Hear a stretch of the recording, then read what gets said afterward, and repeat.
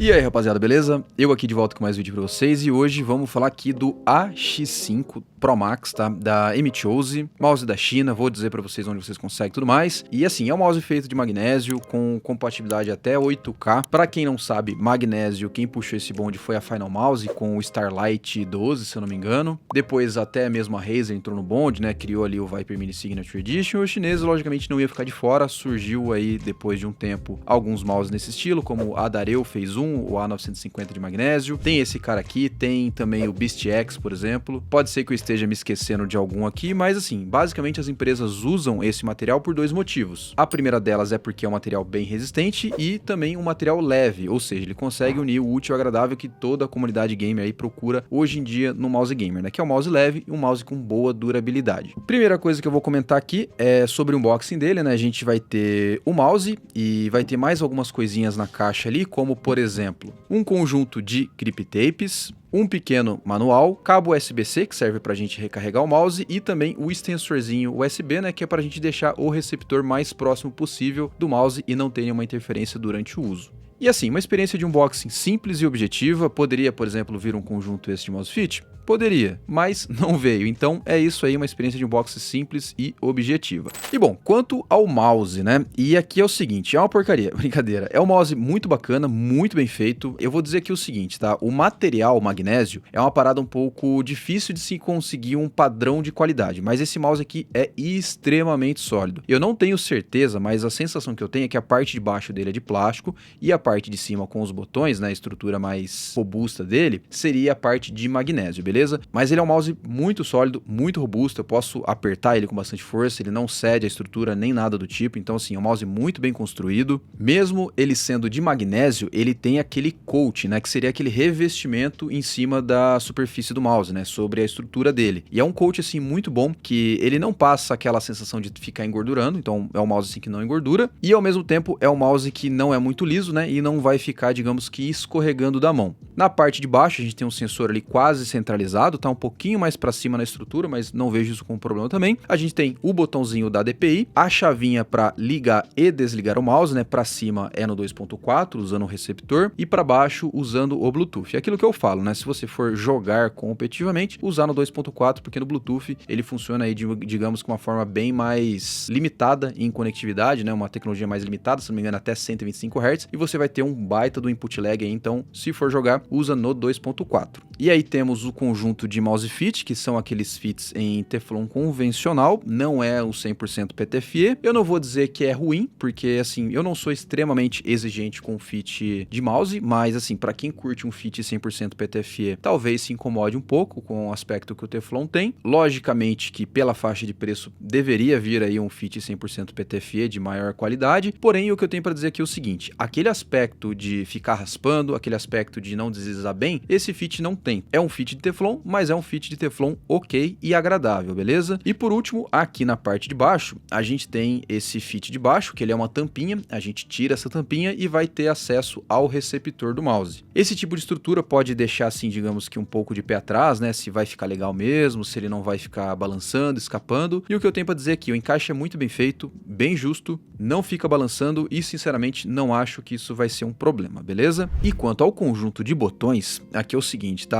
Os laterais são muito do meu agrado, são cliques que eu achei muito bom, eles têm uma tatilidade excelente, em questões de folga do botão, né, pre ou post travel é mínimo, quase zero, são botões muito spamáveis, firmes e também consistentes, tá? É um dos botões laterais assim mais bem implementados que eu já tive a oportunidade de testar, sejam em mouses mais baratos ou até mesmo em mouses mais caros, bem impressionantes os botões laterais aqui. Agora o scroll, digamos que é mais ou menos, tá? Tem marcações boas, não é extremamente bem definida, ele é silencioso, não passa a sensação de estar derrapando quando a gente roda, seja para cima ou seja para baixo, e também não tive problema de acionar de forma involuntária, né? Eu basicamente uso ele para pular nos FPS, né? E nunca tive problema disso acontecer.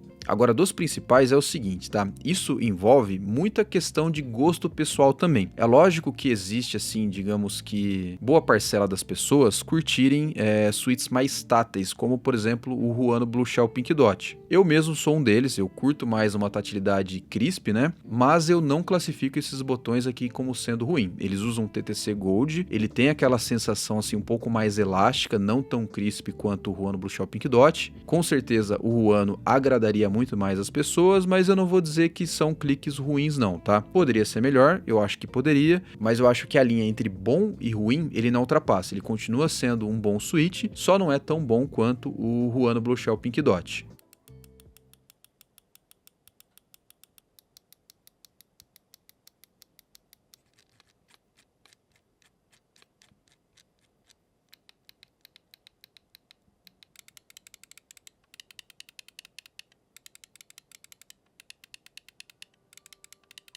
E de pegada para esse mouse, eu acho que ele vai atender as 3 pegadas, claw, fingertip e palm, tá? Para palm, eu acho que seria para quem tem mão pequena, tipo 16 centímetros, mais ou menos, eu acho que dá para fazer uma pegada palm nele. A minha mão tem 17 centímetros e meio, e basicamente a pegada que eu melhor sinto confortável jogando seria a pegada claw mesmo, fica uma pegada claw bem bacana, tem espaço ali para fazer um microajuste, né, fazer aquele movimento para trás e para frente, então para pegada claw, para quem tiver mão mediana, mais ou menos como a minha aí, vai ficar muito bom. Agora, se você tiver mão maior, tipo 19 centímetros, 20 centímetros, você já consegue começar a utilizar esse mouse também com a pegada fingertip, mas também vai conseguir utilizar com a pegada claw, e quanto maior a sua mão, mais curvado ali vai ficar os dedos, tá? Então, assim, ele atende todas as pegadas, vai depender mesmo do tamanho da sua mão. E bom, questões de performance desse cara, tá? Como eu falei no começo do vídeo, ele é um mouse compatível com até 8K de polyrate. E aqui é o seguinte, tá? Ele tem esse dongle pequeno e ele no software ali a gente consegue ajustar através desse dongle mesmo até 8K. Se eu falar que ele é melhor que outros mouses 4K, eu vou estar mentindo porque eu sinceramente não senti diferença significativa para outros mouses, seja 4K ou seja 8K. Quer dizer, 8K na verdade, o único mouse que eu tenho aqui e funciona muito bem é o Razer Viper V2 Pro. E esse 8K realmente está muito bem implementado, é um mouse assim com uma performance excelente, uma das melhores performances hoje em dia é a linha Razer, né, juntamente com o Logitech, que hoje em dia também é compatível com 4K. Então assim, não acho que ele chega no mesmo nível ali da linha Razer, e eu acho que ele está equivalente ali a outros mouses 4K, como por exemplo R1 Pro Max, F1 Pro Max, Lanzo Maya, Lanzo Atlantis, entre outros aí. Então assim, é um 8K que diz ter 8K, mas não vejo isso como uma performance significativa melhor que outros mouses, tá? Então ele tem, mas nada demais também. Aí claro, né, em jogos, principalmente CS2 que eu jogo bastante, é um mouse de alta performance, ele não vai falhar, vai ter um tracking perfeito, o sensor não falha, o receptor também não falhou, não tive problema de interferência,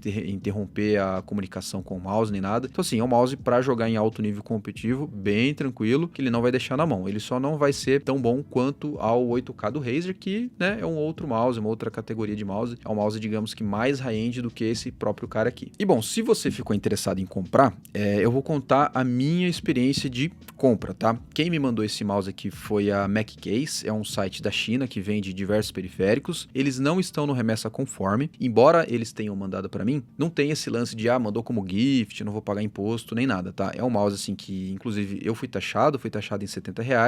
Eles acabam ali declarando um valor mais baixo, isso é contra a lei, tá? Não pode fazer isso, e é absurdo mandar mensagem pro vendedor, falar assim, declara $15, isso não pode, é contra a lei, beleza? E aí eles me mandaram por packet standard ou Prime Express, eu não lembro exatamente, chegou em Curitiba, tudo normal, fui taxado ali em R$70, e comprar nesse site é confiável, porém é aquilo, né? A gente nunca sabe o que vai acontecer com a encomenda, assim, na verdade, na grande maioria dos casos, eles vão taxar ali no valor declarado. Existem algumas encomendas, o que eu percebo, o padrão disso, é que encomendas com pacotes maiores, por exemplo, eu tive um teclado que ele simplesmente foi recusado, não entrou no Brasil. Pacotes menores, que acabam caindo em Curitiba, eles acabam passando pelo processo ali de fiscalização aduaneira e eles vão taxar ali no valor real, digo, no valor declarado. Então, assim, não vejo exatamente como um grande risco, mas existe essa incerteza, se vai ser taxado, quanto vai ser taxado e se de fato o produto vai ser permitido entrada no Brasil. Eu, particularmente, às vezes arrisco comprar um produto dessa forma e a grande maioria dos produtos que eu trago via parceria funciona dessa forma. Eu não pago nenhum imposto no ato da compra, né, porque essas empresas não estão no Remessa Conforme e eu pago um valor simbólico, geralmente ali uns $5, $10, e eles mandam declarado ali 20, 15, $25, e quando chega aqui no Brasil fica essa incerteza, infelizmente, né? Então a gente vive esse tempo conturbado e vai ficar a critério de quem for fazer fiscalização o que vai fazer com a encomenda. Você vai taxar, se vai ter uma triagem que vai devolver o produto e por aí vai. Na grande maioria, como eu falei, os meus produtos são taxados no valor declarado e passa normalmente. E assim, vale a pena comprar, não vale a pena comprar? E, cara, assim, em questões de qualidade, é um produto fantástico. Eu gostei muito da construção dele, esse aspecto de magnésio me agradou muito. É a minha primeira experiência depois do Final Mouse, que quando eu tive a experiência com o Final Mouse, não tinha gostado muito. Era um mouse, assim, bem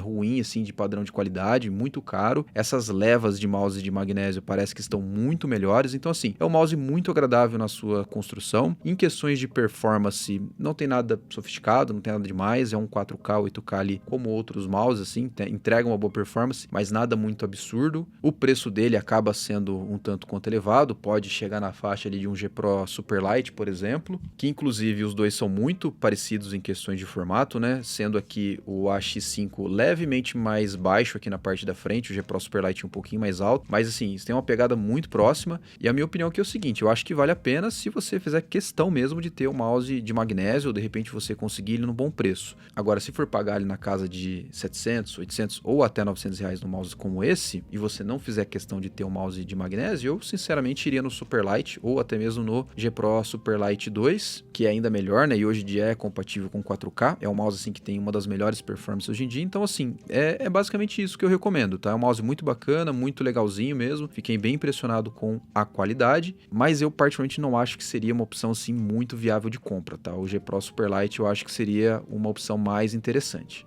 E bom, espero que vocês tenham gostado aí do vídeo, né, que tenha tirado todas as dúvidas. Se ficou alguma dúvida, pergunta nos comentários que eu respondo assim que possível. Deixa um likezão para dar uma força aí, isso ajuda demais aqui o canal. Comenta o que você achou do mouse, comenta se você acha algum outro mouse opção, se você tiver alguma recomendação de mouse de magnésio para eu trazer review aqui no canal, é sempre muito bem-vinda também. Se inscreva também no canal se você ainda não for inscrito e a gente se vê no próximo review.